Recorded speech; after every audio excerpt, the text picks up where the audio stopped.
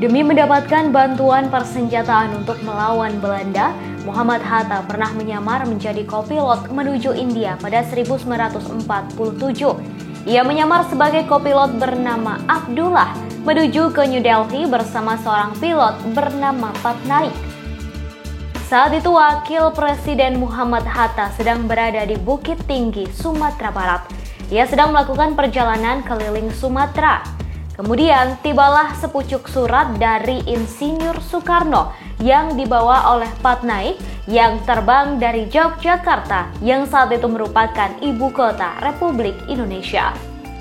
Patnaik bukanlah pilot sembarangan. Ia merupakan orang dekat Perdana Menteri India, Pandit Jawaharlal Nehru. Patnaik pernah membawa obat-obatan dari India ke Indonesia sebagai bantuan dan balasan atas tawaran beras dari Soekarno ke India. Kemudian saat itu Belanda sudah semakin dekat dan siap kembali menyerang Indonesia. Untuk itu Soekarno segera mengambil langkah dan meminta bantuan ke New Delhi untuk kedua kalinya. Soekarno kemudian mengutus Muhammad Hatta untuk meminta bantuan senjata ke India. Muhammad Hatta yang ternyata adalah sahabat lama Nehru merasa sangat senang karena akan segera bertemu. Namun perjalanan menuju ke India menjadi perjalanan yang sangat rawan terendus oleh Belanda hingga menjadikannya perjalanan yang berbahaya. Sehingga Soekarno dan Muhammad Hatta memutuskan merahasiakan perjalanan tersebut. Patnaik sebagai seorang pilot turut membantu dan menyiapkan strategi penyamaran. Ia membawakan seragam kopilot yang dibuat di Yogyakarta, ukurannya pun disesuaikan dengan ukuran baju dan celana Muhammad Hatta.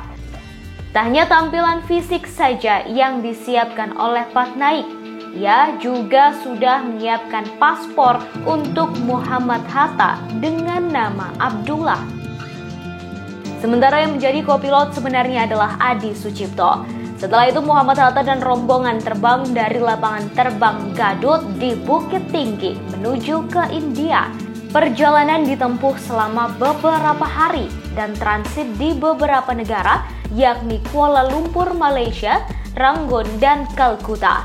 Muhammad Hatta sampai di New Delhi pada malam hari dan tak langsung bertemu dengan Nehru.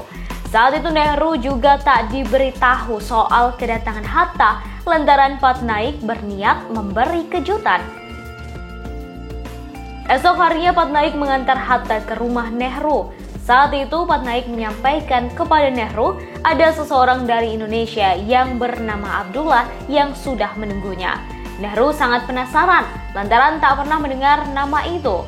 Namun begitu menemuinya, Nehru sangat terkejut lantaran sosok yang dimaksud adalah Muhammad Hatta hingga membuat Nehru spontan menghardik Patnaik. Saat itu Nehru menjadwalkan pertemuan kembali dengan Hatta pada esok harinya karena hari itu Nehru memiliki jadwal untuk melakukan sidang kabinet. Esok harinya Muhammad Hatta menanyakan kemungkinan India untuk membantu Indonesia dalam hal persenjataan. Ia kemudian menjelaskan saat ini Belanda tengah bersiap untuk menyerbu kembali Indonesia. Namun sayangnya, Nehru tak bisa membantu kebutuhan Indonesia lantaran senjata-senjata miliknya masih berada di bawah penguasaan Inggris. Seperti diketahui, India merupakan negara bekas penjajahan Inggris.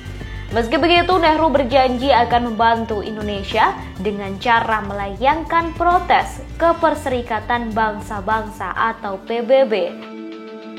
Setelah pertemuan itu, Muhammad Hatta dibawa bertemu dengan tokoh spiritual sekaligus politisi India, Mahatma Gandhi, di rumahnya yang berada di pinggiran kota New Delhi. Gandhi mengatakan tak percaya Indonesia bisa dijajah lagi oleh Belanda lantaran seluruh dunia menentang adanya kolonialisme. Pendudukan Belanda di Indonesia hanya sementara dan seluruh daerah Indonesia akan merdeka sesuai dengan perjanjian Linggarjati. Sebelumnya, Indonesia dan Belanda telah membahas soal status kemerdekaan Indonesia yang dikenal dengan perundingan Linggarjati. Perundingan itu dilakukan pada 11 hingga 15 November 1946. Dalam perundingannya, Indonesia diwakili oleh Sultan Syahrir sebagai ketua dan didampingi oleh Aka Gani, Susanto Tirtoprojo, dan Muhammad Rum. Sementara Belanda diwakili oleh Wim Schermerhorn sebagai ketua dan didampingi oleh Max von Paul dan H.J. van Mook serta V. de Beyer. Kemudian dari pihak Inggris selaku mediator diwakili oleh Lord Killer. Perjanjian Linggarjati yang ditandatangani pada 25 Maret 1947 tersebut menghasilkan beberapa poin dan pasal, yakni Belanda mengakui secara de facto wilayah Republik Indonesia yaitu Jawa, Sumatera, dan Madura. Kemudian Belanda harus meninggalkan wilayah Republik Indonesia selambat-lambatnya tanggal 1 Januari 1949. Poin ketiga berisi Belanda dan Indonesia sepakat membentuk Negara Republik Indonesia Serikat atau RIS. Dan pada poin terakhir, RIS harus bergabung dengan negara-negara persemakmuran di bawah kerajaan Belanda. Namun akhirnya pihak Belanda justru mengkhianati isi perjanjian Linggarjati tersebut. Optimisme Gandhi menular ke Muhammad Hatta. Ia yakin PBB akan mengakui Indonesia sebagai negara yang merdeka dan berdaulat. Ia juga optimis PBB akan memaksa Belanda untuk mundur dari tanah Indonesia. Setelah bertemu dengan Gandhi, Bung Hatta kembali ke Indonesia bersama Patnaik dan mendarat di Pekanbaru, Riau, lalu melanjutkan perjalanan keliling Pulau Sumatera.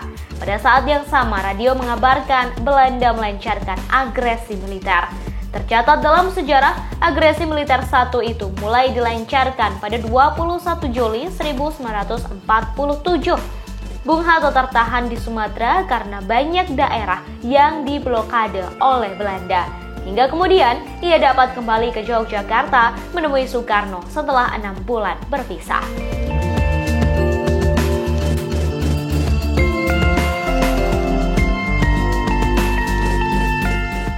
Terima kasih sudah nonton. Jangan lupa like, subscribe, dan share ya.